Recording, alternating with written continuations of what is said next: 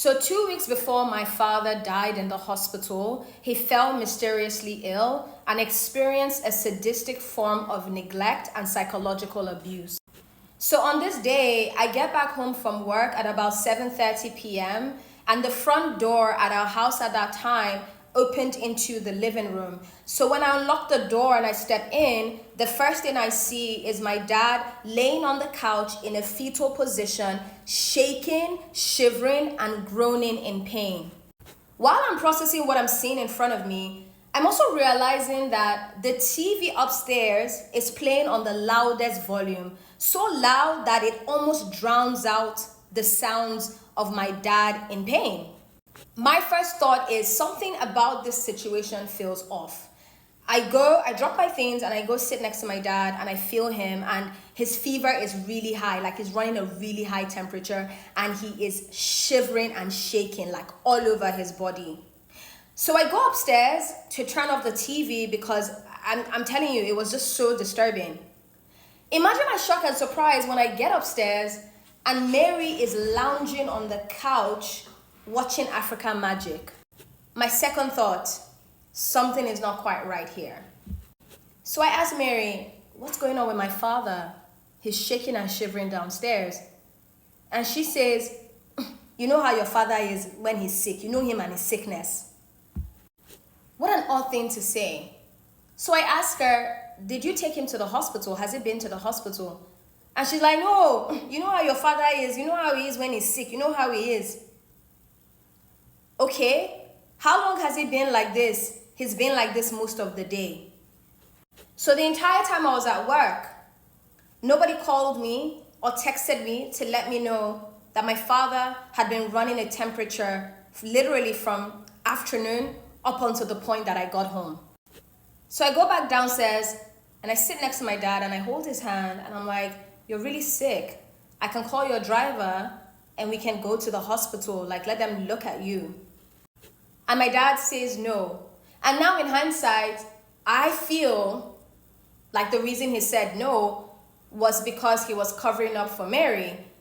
Because imagine getting to the hospital and the doctor asking you, how long have you been like this? And you say literally 8 to 10 hours.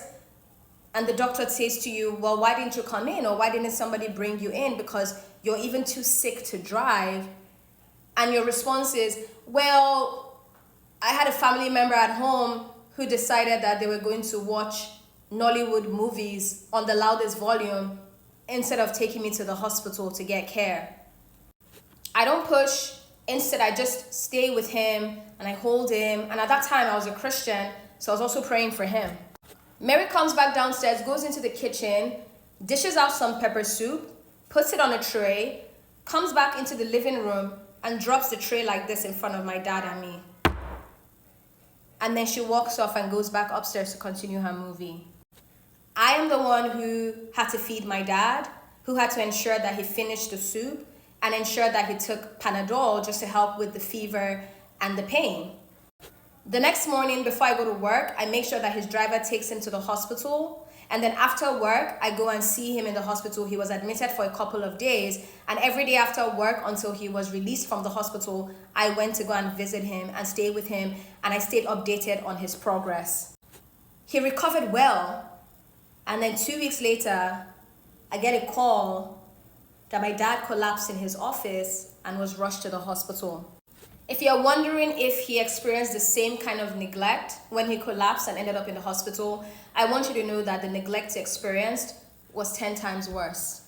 I believe that the reason why Mary was watching that Nollywood movie on the loudest was to let my father know that she knew he was sick and he was fighting for his life and she didn't give a flying fuck. She wanted him to know, I am up here in this house with you and I don't care about you. I don't care about how sick you are. I don't even care if your life ends on this couch. I'm gonna sit up here comfortably, spread out on this couch, watching a movie on the loudest volume so I don't have to hear you calling out for help and asking me to bring you anything. I want you to know how much I hate you, how much I disdain you, how much I don't care about you. And that is why I am saying what he experienced was sadistic, because that is a form of torture. To have music or a TV show or a movie playing so loud while your victim is in pain, shaking and shivering in front of you. For any victim survivor who is feeling bad about going no contact or contemplating breaking no contact and seeing if they can sort of mend a relationship with someone that abused and tortured them, I want you to use my dad's story as motivation to not break no contact.